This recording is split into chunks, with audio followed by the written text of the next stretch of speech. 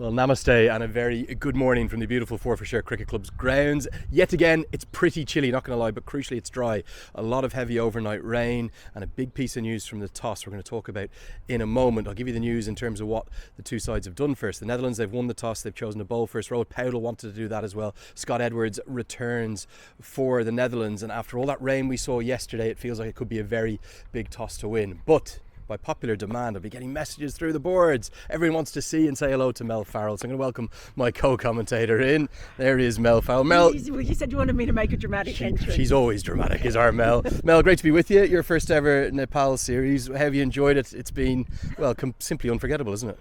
It has been wild. I just can't have imagined a better series. To think we had two matches between Scotland and Nepal that both came down to Scotland defending 7 off the last over and then came down to the last ball. What are the chances? That's ridiculous. Yeah, so don't worry, cardiac kids. It's still going. It's still beating.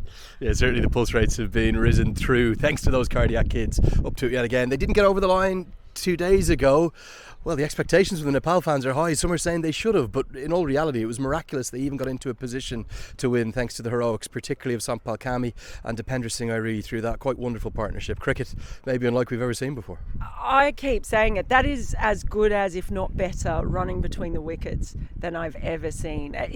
It was just astonishing. The fact they was hitting them to players on the ring and still getting a single. Regulation singles were 2. I honestly, it was like the pitch was 18 yards instead of 22 yards. It was incredible stuff. Brilliant. They were getting 8, 9, 10 and over, and they weren't even hitting boundaries. Like Lenny. It's madness. But it was absolutely brilliant that they got them back into that position. Yeah, didn't they just? And in the end, they came so close. Now, what about today's game? 3 big changes, 2 of those enforced. Really sad piece of news. Sampal Kami has fractured, only a minor fracture, his elbow. He got struck by a Brandon McMullen shorter ball. I think it was right on the tip of that elbow. Very minor fracture. He'll be out for 2 or 3 weeks. Pretty sure he'll miss the T20s and he will have to fly home as well. Gulshan Jazz also struggling with a knee niggle, so those 2 changes were enforced. There's a third one from a strategic angle. Asif Sheikh, who hasn't really been in the runs, left out for one of the first times in his career. Anil Saha will come in for him, and 2 big pieces of news in terms of the players coming in. Nandan Yadav, an ODI debut, so exciting. Spent a couple of years down in Australia playing first grade cricket, really good results. He's got a yard of pace. And Bashir Ahmed, really nuggety cricketer. You've seen him on the outfield. He's going to be a big addition with his left-handed batting. Well, and on this fielding as well, because we've seen him come on and then take some blinding catches and be brilliant in the outfield as well. I just a word on Kami. I mean, he batted through that. I think he was on 23 when he got hit on the elbow. I mean, come on, that is proper bravery from him with a fractured elbow. That's Graham Smith stuff, like, you know.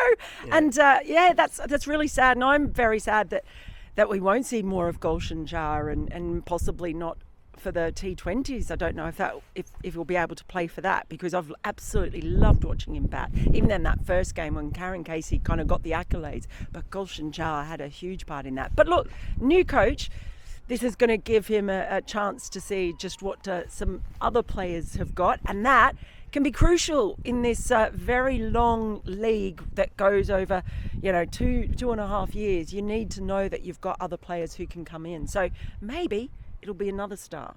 Yeah, big game. I'm going to thank Mel Farrell. Mel, go in there. Come on, get into the commentary box. Dramatic exit. Out she goes. So that's Mel Farrell. Been great to have her thoughts throughout, and thanks for all your messages and your kindness towards her. So it's a big game for Nepal. Can they make it a 3rd win out of 4 in the ODIs before the excitement of the T20Is and the build-up to that T20 World Cup qualifier later in the year? It's live and it's free on ICC TV, so come on board, get involved. Can Nepal do it in difficult conditions? The ball's going to be moving around early, feels a little bit damp out there, and they're going to have to do it in a different way. They've chased in all 3 games so far. Today they will have to bat first. What kind of a total can they post? Come and watch now live on ICC TV.